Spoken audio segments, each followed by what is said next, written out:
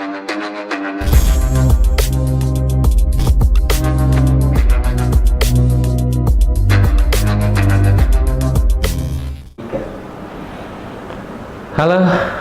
gengs, apa kabar hari ini? Pasti baik ya, amin. Nah, alhamdulillah kita bisa ketemu lagi pagi hari ini di mata kuliah. Wah, sebutnya mata kuliah ya, karena ya ini memang kita belajar bareng-bareng terkait dengan komunikasi ya. Nah, hari ini adalah materi lanjutan dari materi kita yang sebelumnya ya. Kita sudah bahas tentang definisi, maka hari ini kita akan bahas tentang elemen komunikasi. Oke, sebelum masuk materi, saya bikin pantun dulu ya. Wah, ini berat nih, karena apa? Harus bikin pantun terus nih gengs ya, setiap kali kita bikin video. Tapi tidak apa-apa. Baik, jalan-jalan ke kota Surabaya beli kelinci. Wah, cakep ya.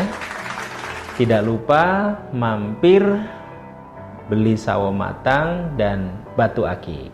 Oke. Sungguh senang hati saya hari ini karena bisa ketemu teman-teman yang tampan-tampan dan cantik-cantik. Oke, baik ya. Mudah-mudahan kita selalu sehat dan selalu diberi keberkahan ya untuk oleh Allah Subhanahu wa taala. Amin. Baik, teman-teman, kita akan bahas tentang elemen komunikasi. Nah, dalam setiap komunikasi yang kita lakukan ya, seperti yang kemarin saya sampaikan, tujuannya adalah menyampaikan ide atau informasi kepada orang lain. Nah, di sana harus ada syarat atau elemen yang mendukungnya. Apa saja? Yang pertama itu adalah reference. Reference adalah sebuah stimulus yang memotivasi seseorang untuk berkomunikasi dengan orang lain. Sulit dipahami ya, baik saya jelaskan. Motivasi itu maksudnya adalah salah satu penyebabnya. Contoh nih, misal saya mahasiswa nih, mahasiswa baru di kelas, kemudian banyak teman baru dong gitu ya. Ternyata tiba-tiba di sana ada seseorang wanita yang menarik perhatian ya, yang cantik misal begitu. Nah, itu saya melihat mungkin ingin mendekat gitu ya, ingin mengenal lebih jauh. Itu yang namanya stimulus atau dorongan gitu ya. Ada stimulasi di sana yang menyebabkan Anda ingin berkomunikasi. Kemudian yang kedua teman-teman, itu ada syarat yang kedua adalah pengirim atau yang sering kita disebut adalah encodernya. Dialah orang yang memprakarsai informasi itu ya, atau seseorang yang membawa pesan. Seperti dalam contoh tadi adalah saya sendiri berarti teman-teman.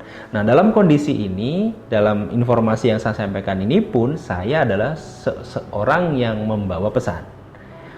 Kemudian yang ketiga itu adalah pesannya teman-teman, atau informasinya atau message-nya ya. Apa itu? Bisa sebuah informasi atau bisa sebuah ide yang ingin diekspresikan atau disampaikan kepada orang lain ya, pesannya. Kemudian yang keempat teman-teman, yang keempat itu salurannya. Nah, kalau bicara kita saluran, saat ini sering kita sebut dengan namanya channel ya. Seperti teman-teman lihat hari ini teman-teman berada pada channel Kampus Merdeka, maka sebenarnya teman-teman berada pada media atau saluran atau channel yang menyampaikan sebuah informasi positif untuk kita belajar bareng-bareng ya. Nah, saluran ini bisa secara visual ya, bisa secara audio visual bahkan gitu ya. Seperti saat ini era teknologi, bisa audio visual gitu ya, bertatap muka seperti ini. Kemudian yang kelima itu adalah penerimanya atau dekodernya teman-teman. Jadi seseorang yang menerima pesan Anda yang memang dikirimkan khusus kepada Anda dari seseorang pembawa pesan itu gitu ya. Jadi ada objeknya. Oke. Yang terakhir teman-teman itu adalah respon atau yang kita sering sebut umpan balik atau bahasa kerennya feedback. Nah, yang paling penting dalam komunikasi ini teman-teman semuanya itu pada feedbacknya ini.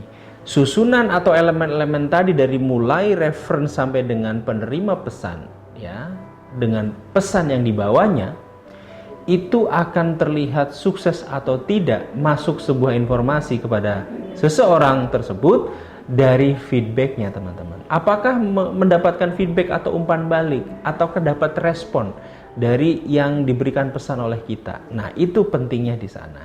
Sehingga nanti kita akan coba belajar banyak bagaimana kita untuk mendapatkan respon lebih dari seseorang yang kita berikan informasi.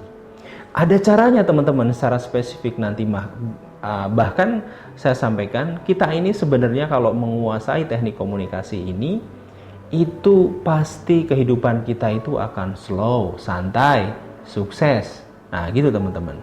Seperti yang sukses saya bilang waktu kemarin itu kan memang definisinya adalah kita bisa mencapai level-level yang kita targetkan, gitu ya.